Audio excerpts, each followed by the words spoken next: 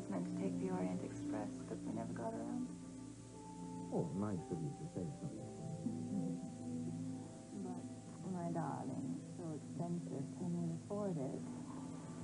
Shannon, we are hurtling through the Alps on one of the most romantic trains in the world, and I refuse to discuss anything except my love for you, and I'm not sharing you with anyone. Fine with me. Duncan McKechnie. Is that really you? Good Lord! Thank goodness. Oh, we're so dreading this 3-week trip. But now things are definitely looking up. Are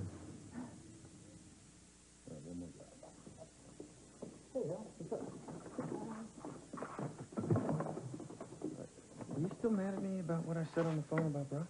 No, I'm not mad at you. Just don't start with me today. I had to go to the file for Doc's testimony. You don't understand, Chris. I don't understand. Wait a second, Ellie. What do you mean I don't understand? I'm the one that got you through that whole mess in Chicago. I'm the one that you turned to last September when Brock tried to use you for cover, I told remember? you that he wants a second chance, Caleb. Well, so give it to him. Get away from his father and start a new life with Fine, Emily. that's fine, Ellie. Let him try it. But don't get involved yourself, okay? Why is it so important? Oh, why is it so important to me?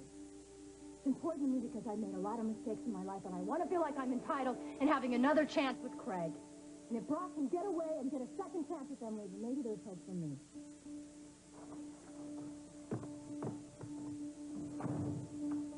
Miss Stewart, did your relationship with the defendant ever become sexual?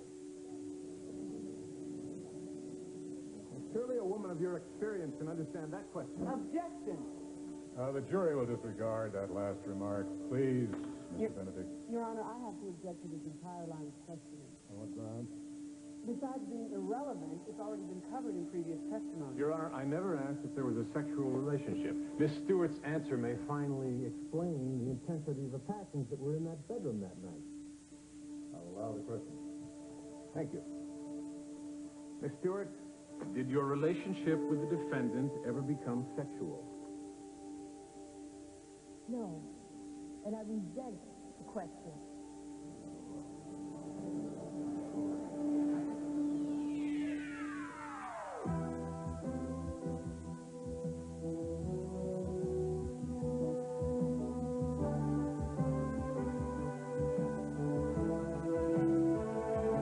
As the world turns.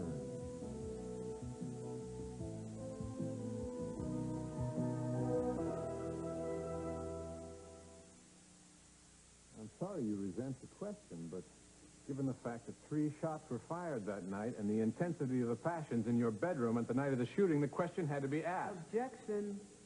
Sustained. No more questions. Your Honor, may I say something, please? Any objection, Mr. Benedict? No, not at all.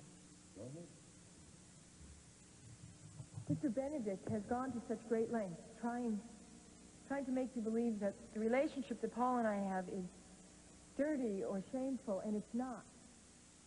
I would like to make you understand why Paul and I are as close as we are. Paul and I had a lot in common before James ever even brought us together. I grew up without a father.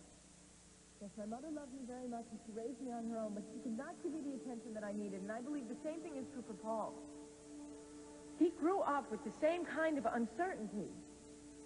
Well, that's why it was so hard to see through James and all of his charms. He was possessive, and that felt good because it made Paul and myself feel needed and secure. Anyway, the summer that Paul spent at my grandparents' cabin, well, Paul and I spent time together constantly. We became family. Paul and I are like brother and sister. Anyway, Paul decided he wanted to go back to his mother, and that's when James finally showed us his true colors. But we were scared and confused, and we relied upon each other even more than before. It got to the point that James thought it was time we should go to his island that he had gotten for us. And he decided he was going to frame Paul's mother for his own murder. Well, God, Paul and I had been through so much together that nobody else could understand. We built a bond that is always going to be there. That bond was the reason Paul pulled the trigger that night, to protect me. His father was trying to kill me. I hope you can't understand that. The relationship Paul and I have is not shameful, and it's not sordid. And I can't just let Mr. Benedict stand up there and imply that it is. Miss Stewart, are you all right? Yes. Any more questions, Mr. Benedict? No, Your Honor. I think Miss Stewart's passion speaks for itself. You may cross-examine, Miss Griffin. No questions, Your Honor, but I must ask that Mr. Benedict save his personal opinion for his summation. Oh, yes. I quite agree. Thank you, Miss Stewart. You may step down. Miss Benedict, you may call your next witness, sir. I call Joseph Hanson. Officer Hanson.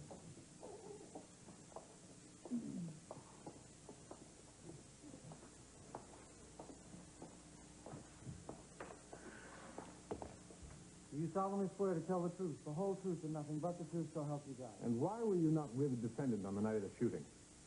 Paul claimed that he was going to be staying at the Hughes' house and that he didn't need further protection. And how did he convey that information to you? Well, I was keeping his home under surveillance, and at about 5:30 p.m., the kid came out looking real nervous. Did you notice anything else in particular about his appearance? Yeah, he was all dressed up, smelling of aftershave and carrying a big bunch of roses all wrapped up in cellophane. Did he say anything about visiting Miss Stewart? No, he just said he didn't need further protection. When I argued with him about it, he got real steamed and said he didn't need me anymore. And that was enough to make you leave your assignment? Well, I felt sorry for the kid. I figured he had a hot date and he didn't want some detective tagging along. Same. The jury will disregard the witness' last remark. No further questions. Cross-examine. Thank you, Your Honor. Officer Hanson, you said Paul appeared nervous. Is he the first person for whom you've provided protection who has appeared nervous or uncomfortable? My, everybody is. I mean, hey, who wouldn't be? Thank you. No further questions. Redirect. No, Your Honor. You may step down. Thank you. Call your next witness, please, Mr. Benedict. Your Honor, I have no further witnesses. The state rests its case. Oh? Very well. We will reconvene at 10 a.m. tomorrow, at which time the defense will commence its presentation. Until that time, court stands adjourned.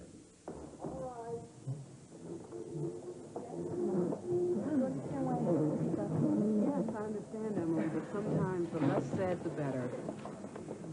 So come on, I get you past the reporter. No, I need to talk to Emily first. We have a couple things to discuss. Okay, I'll tell you what, I'll walk your grandma out to the car, come back and get you, okay? See you later, Grandpa. Emily, thank you for what you said up there. It was the truth. Thanks just the same. Honey, we're going to bring the car around, okay? To the back. Hey, I want to talk to Jeff and Emily. Look, you certainly are welcome to come over to Mona Lisa's tonight at dinner on the house. Oh. Thanks, Lisa, but I'm not sure if I can make it. Well, okay. The invitation still stands, so think about it. Thank you. You stay away from my son. I wouldn't dream of deserting my grandson at a time like this. Well, your devotion is as unbelievable as that phony letter that you registered. There's something, Mrs. Alden. You certainly had some nerve to show your face in Oh, this Lisa, place. this is not going to help Paul. Why don't you just take it outside, okay?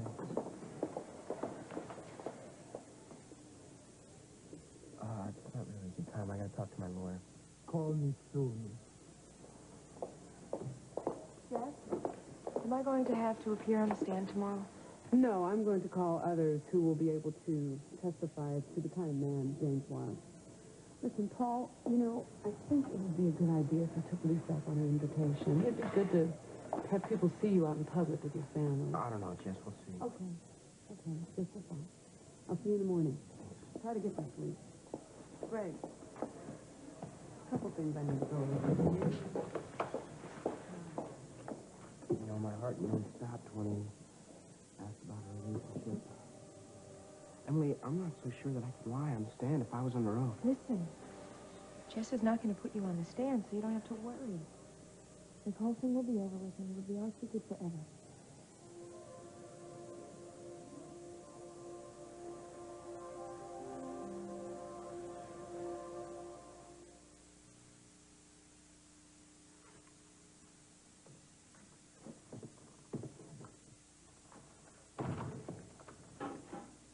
Okay? No, I'm sorry, Caleb. Hey, don't worry about it. I know you've been under a lot of strain lately. Trying to say. No, Ellie, I don't. Not really. I know you've made a lot of mistakes. So have I. But nothing like the one that Brock's made. Caleb, that's not true. The mistakes that Brock made, he was born into them. I created my own mistakes. I tried to convince myself I was in love with Frank, and I blatantly used him to get off his farm. Look, Ellie, you were 19. And you paid plenty. You had a miscarriage, a divorce. No. No, that's not true. There were other guys I dated in Chicago. I couldn't give them a commitment. When I was at that testimony today, I saw Emily getting humiliated. And I thought if it wasn't for the grace of God... Oh, Ellie, now you're just talking crazy. Caleb, I'm not. Let's just face it. When I found out that Brock was married and had kids, I could have gotten out of that relationship. But you were in love with him by then. No. No, it's more than that. I look back on it, I think the only reason I was with him is because he was married. And I knew he would not get a divorce, and if he had gotten a divorce, I would have run. I have a big problem with commitments. Craig's free now? You're not running? Are you? No. Fear is a very hard act to follow, and there's a child involved right now. Oh, I can't believe all the energy. Do something, sorry, How are you? Hey, how you doing? Good to see you. How you doing, buddy? You got your ducks here, huh? Yeah. Hi. Good. Sorry. What kind of duck is that? I snapped it down the phone. I was upset you weren't going to see Brock, and I understand that you needed to see him. I understand it, okay? I'm glad you understand, because I don't think Caleb does. All right,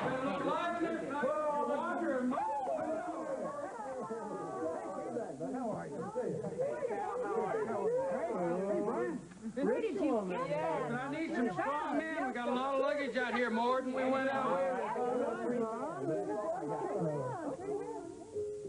Julie, are you sure you're not being just overly sensitive?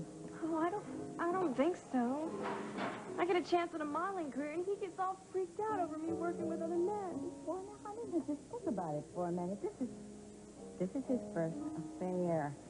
And, well, of course he probably feels more than just a little threatened now you're getting a new career. And But he has no reason to be. It doesn't matter whether there's a reason or not. It didn't help when you ran out on him the way you did tonight. Now, did it? Guess you're right. I'll call him. No. You just save your money, and I will hostess for a while. You patch things up. Where'd you been? I was waiting for you home. I couldn't face you after I left the courthouse. So I went for a walk. I'm sorry. No, I'm sorry.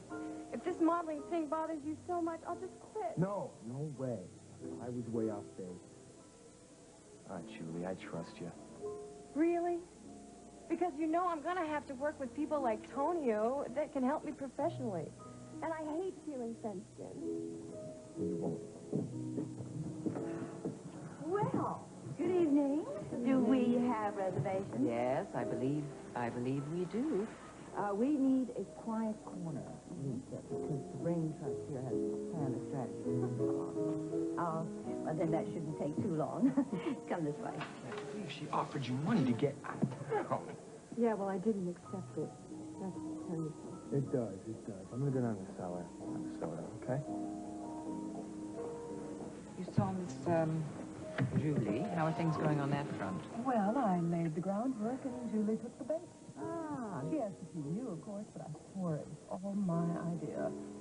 Good. Well, yesterday, too soon to see that girl out of town. What's this? Sounds intriguing. Oh, well, no, it's just something boring to do with my husband. Oh.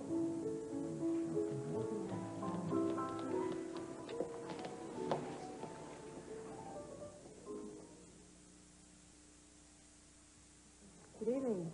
Table for two? I'll wait for Lisa, thanks. Suit yourself. John, don't you think you're aggravating the situation? I never thought I would prefer Lisa to someone else. That's funny. Hello, Johnny. Oh, may I get you a table? Maybe one by your wife, huh? Dear, please, just send a bottle of wine over to my husband's table. Me. Do you know what kind he likes? Chateau Fusco. I think we have here the perfect climate for World War III. Yeah, well, I thought you should be objecting at first. But then, of course, I realized that you were simply letting Miss Stewart hang the kid herself. It was brilliant, really, quite impressive. Good evening, gentlemen. I am going to let Julie show you to a table because my son said I had to. Right this way. Oh, hi. Hi. Hi, Lisa. Oh, Paul, I'm so glad you could come. We were so proud of you today. Well, he's a heck of a guy.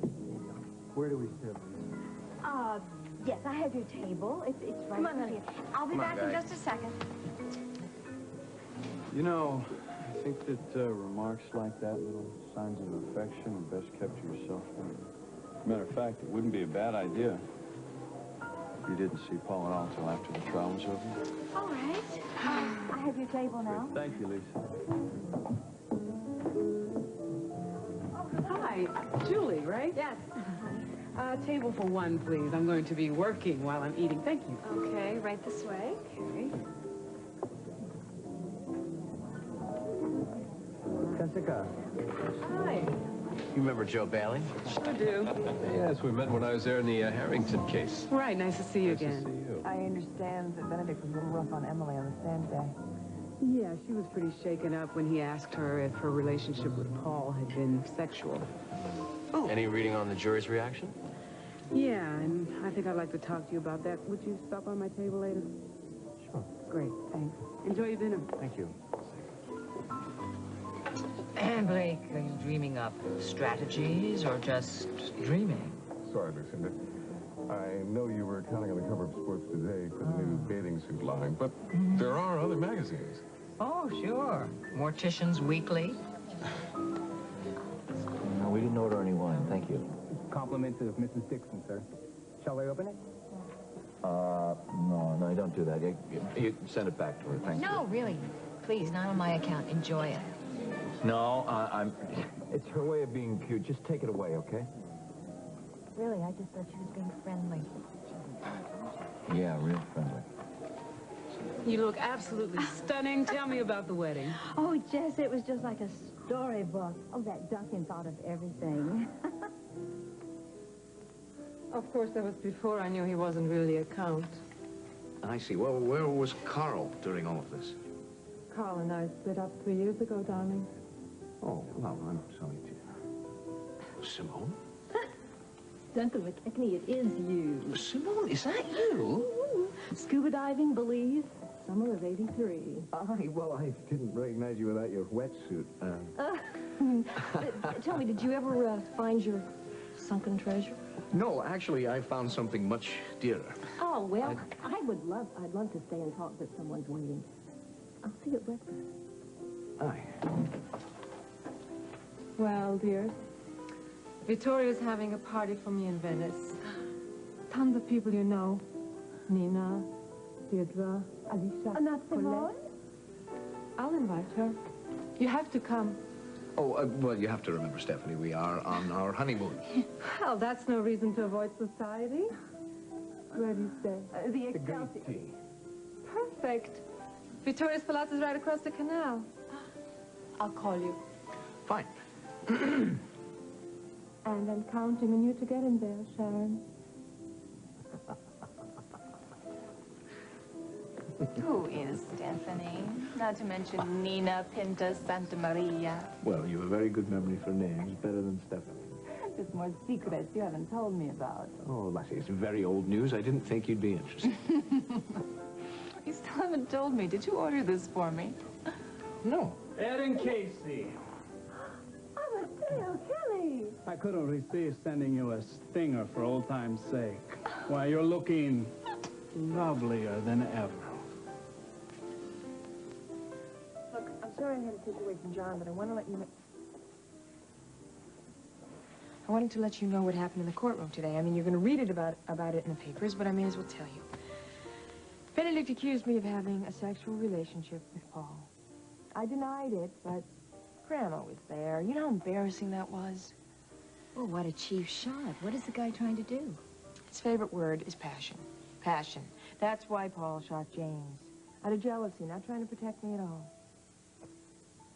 Well, if that is the kind of dirt the guy is digging for, then stay away from the courtroom. Stay away from Mom, Paul. I can't just desert Paul. Oh, honey, listen to me. He'll understand. Really, it's for the best. Oh, I don't know. I can't think about it anymore. I'm going to go back and finish eating. Come on. Well, no, you go ahead. I'm going to comb my hair, and if Lucinda's going to stare at me all night, I'd like to look my best, you know? See you later.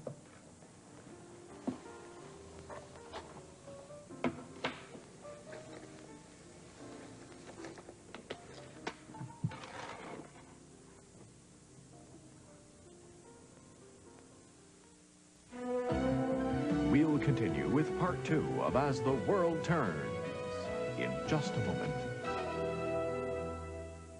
And now part 2 of As the World Turns.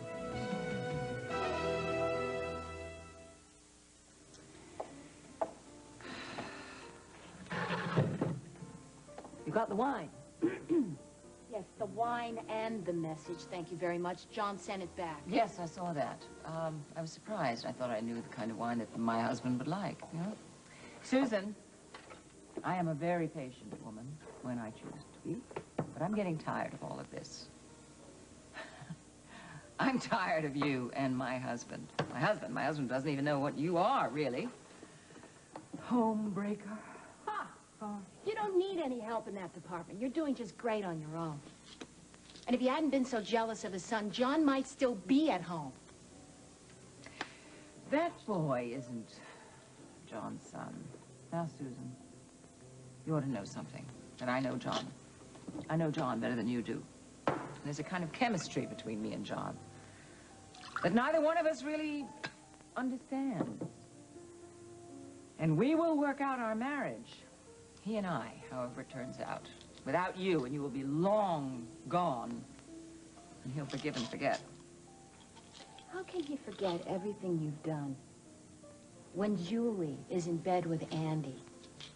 Now, she's a perfect example of how you operate. Well, everybody has a price. What's your price, Susan? Oh, excuse me. No, really, I mean, come on. How would you like a research lab in faraway Omaha? I like my job very much, thank you. And I enjoy the fringe benefits. Yeah, I've noticed that.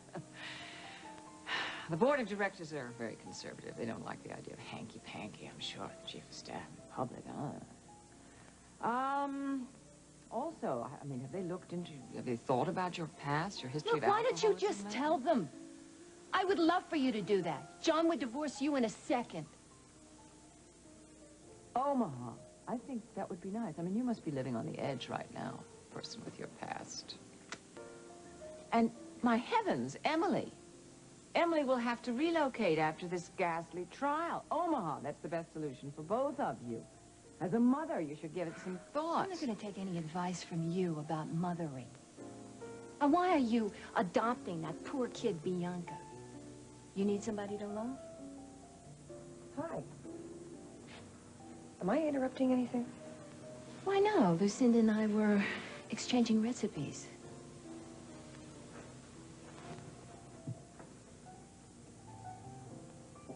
Okay.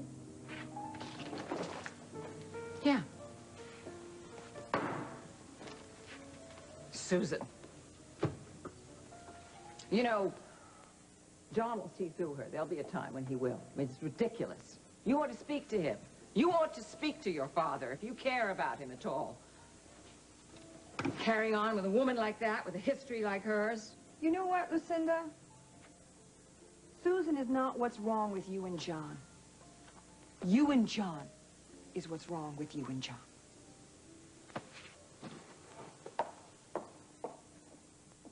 So, Mama, tell us what you really did down there now. Well, it was this all night. Oh, I tell you, I saw so many skyscrapers, and I've been to more elegant department stores. I've eaten more gourmet food to last me, except for this lovely meal I had tonight to last me for a whole year. Oh, good gracious, don't say that. I'm making plans to show you that oil well I named after. Aha! I bet it spouts off real good. Oh, Caleb. There you go. Listen, you still haven't told us much about Josh and Meg. Well, sweetheart, It's all right, Mama. You can say something about him. Well, I'm afraid I didn't get to say too much of them anyway. Well, they're really happy, I can tell you that. But Josh asks about Lily every 5 minutes. Well, I'm afraid there's not much new news to tell him. You know, I'm surprised Lucinda hadn't sent out a posse already. Well, she's channeling her energy in another direction, I think. She's planning to adopt Bianca Marquez. Yeah, what she's trying to do is she's just trying to pretend that she's a mother to fellow boys in her life. Well, I hope she makes up for all her mistakes in the past. Listen, you know, we got an announcement to make here. Once everything's all officially settled, don't we have an announcement to make? We are going to ask this one to be my wife. Well, that calls for a toast. I love it. Here's to love. Yeah. And to a long and happy future. Thank you. Cheers. Champagne was nice, but this is the best bonus of all. Oh, Joe Bailey, you silver-tongued old sly thing, you. How long are you going to be here? Oh, I'm sorry, I shouldn't have said that. I know better than to ask a man in your position a question like that. Didn't you tell me that Lisa Mitchell had a lot of hard knocks in her life and always come up swinging? What, you think I will? I know you will. Yeah, well, not with my reputation intact, that's for sure. Hey, who cares? And why should you worry about anyone who does, huh? I'm just worried about the fact that you perjured yourself several times today. Brock, nobody knows that. They can't prove the truth. The only one who knows about it are you and Paul. Yeah, well, I won't tell. I'm just not so sure about Paul, and I hope Jessica's not planning to put him on the stand. I was surprised he didn't lean a little more on Miss Stewart because of a relationship with a married man. No point, Bill. That would only have deflected attention from the point I was trying to establish and given Stenbeck a motive for attacking the girl that didn't involve his son. Now, I want the jury to believe what I believe. Miss Stewart and Paul Stenbeck are more than brother and sister. More than that, I want Griffin to have no choice but to put Paul Stenbeck on the stand. That Benedict is something else to watch, isn't he? Yeah, indeed. Before he grilled Emily, he had already cast doubts on Paul's motives with Greta Aldrin's letter and Officer Hansen's testimony. You know, my fear is that the only person who could tell us what went on in Paul's mind that night is Paul, and I'd have to be pretty desperate to put him on the stand. Yeah. But what if some of the jurists believe it? I don't think they will. He's just a kid. He's almost as old as Anne. Excuse me. It's just preposterous. That's what that is, Blake. I'm terribly sorry. You know, I don't think that you can concentrate. I mean, because your concentration is elsewhere with Miss Griffith in the room. Why don't you go over, speak to the lady, get it out of your system, maybe you'll come back with a couple of ideas. Whatever you say.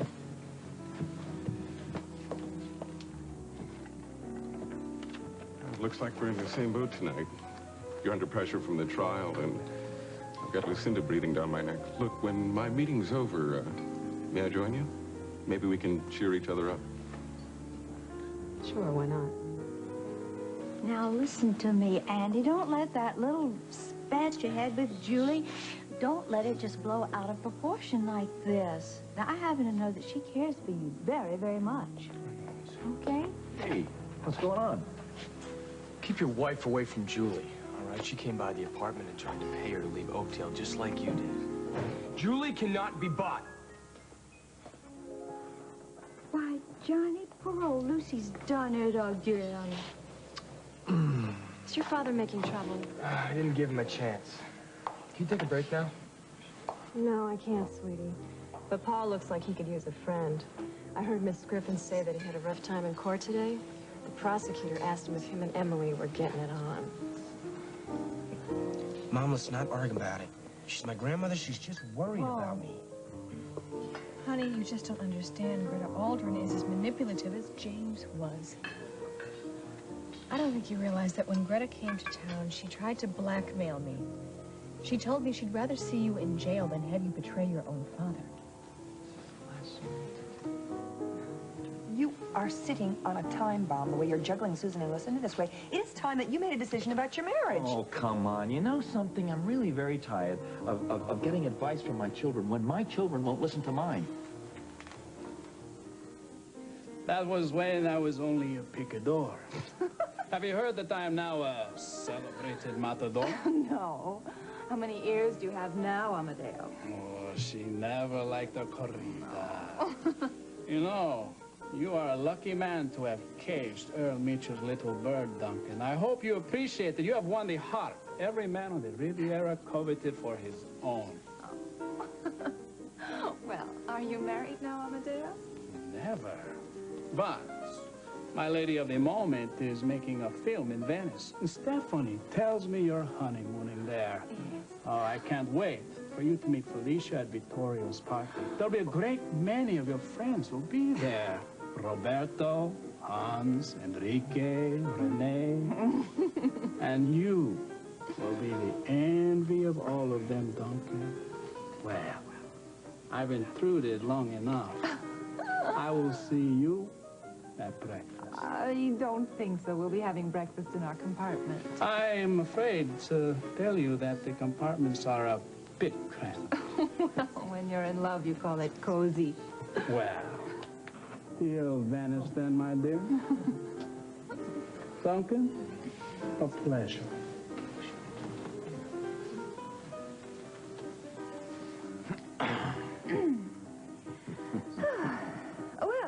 Are you ready to call it a night now? Oh, no, not quite yet. One more wee surprise for you.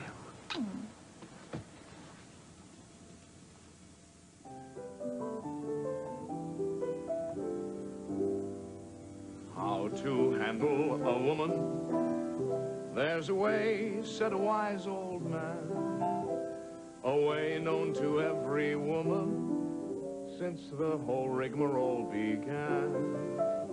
Do I flatter her? I begged him answer. Do I threaten or cajole or plead? Do I brood or play the gay romancer? Said he, smiling, no indeed. How to handle a woman? Mark me well, I will tell you, sir. The way to handle a woman is to love her, simply love her, merely love her, love her, love her.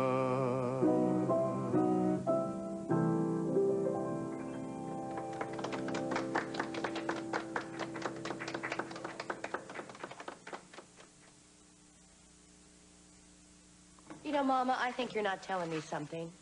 Did Cal do something or say something to upset you? What, are you some kind of little mind reader or something? No, Cal showed me a very wonderful time. The thing is, though, that the trip raised more questions than it answered. What do you mean? Well, there are just many sides to Cal Strickland. I mean, there's the Cal Strickland that I know who sits at the table with his flannel shirt and his work boots on, and then there's the Cal Strickland in Waco, Texas. I mean, he works in this office as big as a barn. I can't begin to tell you. And it's in a skyscraper that he owns. And he has a staff of 100, you know, waiting on him hand and foot while he makes calls all over the world. And his windows and his walls and everything are filled with pictures of governors that he's shaking hands with and leaders, world leaders. And did you know what he said to me? He actually said to me that he was thinking of running for office himself. I mean, suppose I marry this man, and I wake up one morning and find out that I am the First Lady of Texas. Oh, Mama, I think that'd be wonderful. No, sweetheart. Yes, it would. No, I couldn't get that Texas accent down. No, I don't know if your mama is cut out for that kind of lifestyle. No, baby, I don't know if she is.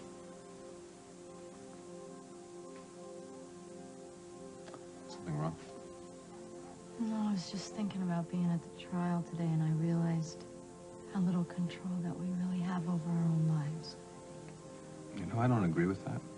I mean, fate can sure throw you a curveball, but it's up to you how you control it. Now, what's this about Caleb not understanding what you're doing with Brock? What's that? All he knows Brock hurts me. I think he just can't accept the fact that Brock's really changed. I don't understand why you're hanging out with Brock either. I know it's from compassion, which is one of the reasons why I'm in love with you.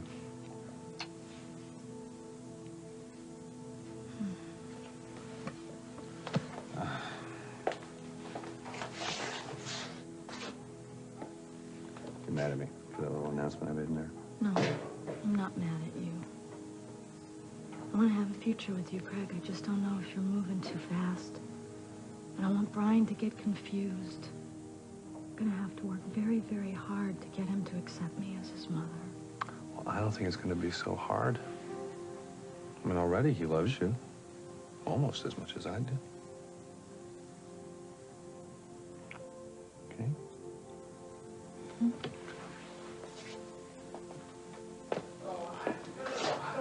Overly mysterious about this, but, well, suffice it to say that I finally found a way to bury this new guy, Blake Stevens, and Ellie is going to help me do it.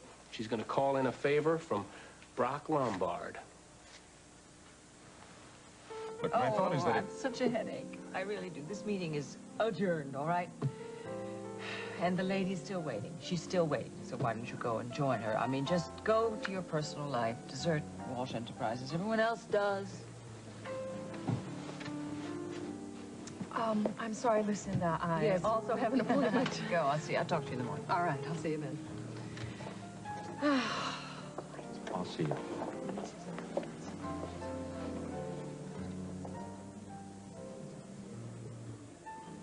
Well, well, a vodka martini.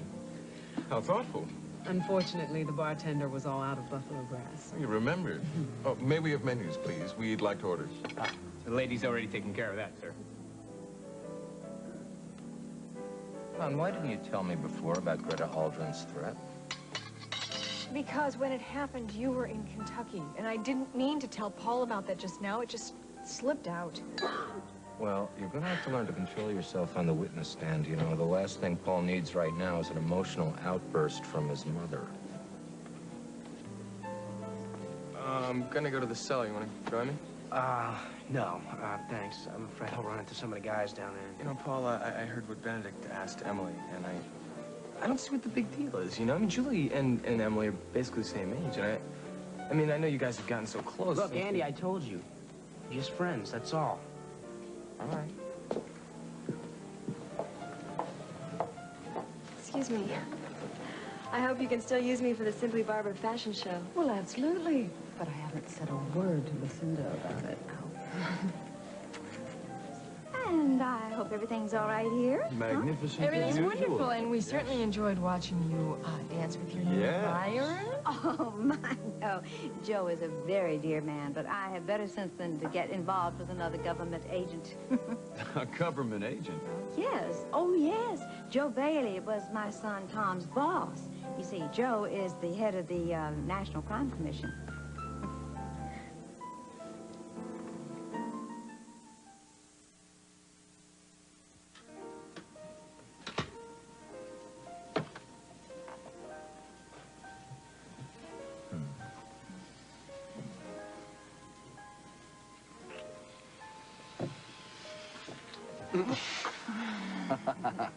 Amadeo was right. These quarters are a bit cramped.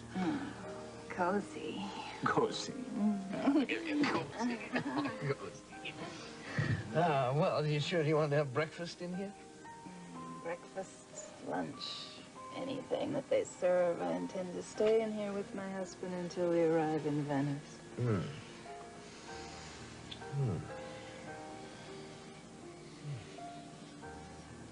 Well, we sure do wish you were coming home. Well, I wish I was coming home with you, too, but I got behind in my work. You're not mad at me if I'm asking Brock to do a favor to help cook And we out, sure right? will miss you at breakfast. But there's going to be a lot of breakfast every morning, right? Isn't that right? You looking forward to that? Yeah. Yeah. Okay. Sleep well. Bye. See you, Brian.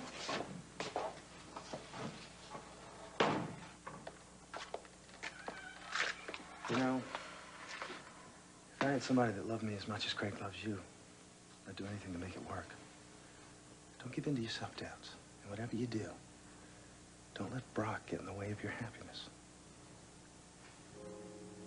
Tom, I just wanted to congratulate you on your victory. Thank you very much. Well, I'd like you to meet my friend Joe Bailey, Brock Lombard. Joe.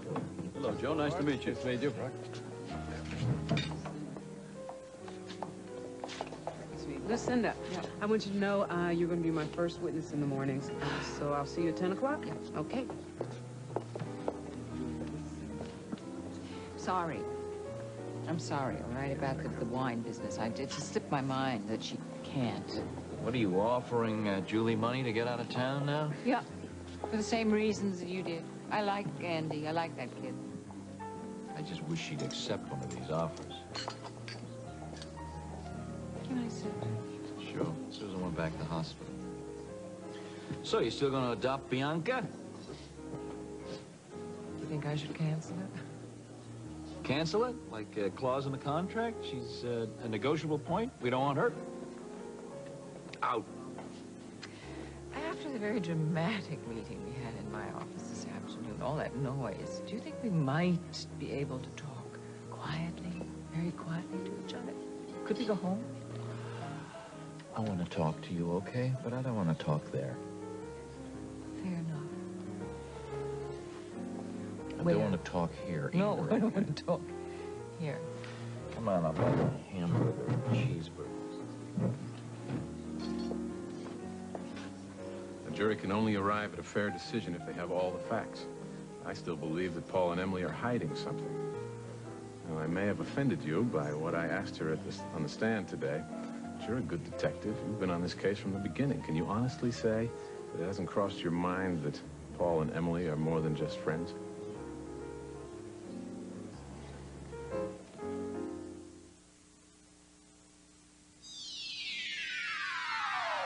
Stay tuned for Guiding Light, next on most of the CBS stations.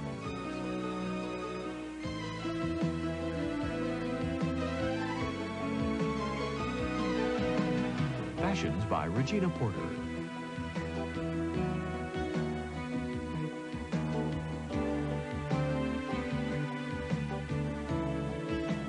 Join us tomorrow for As the World Turns.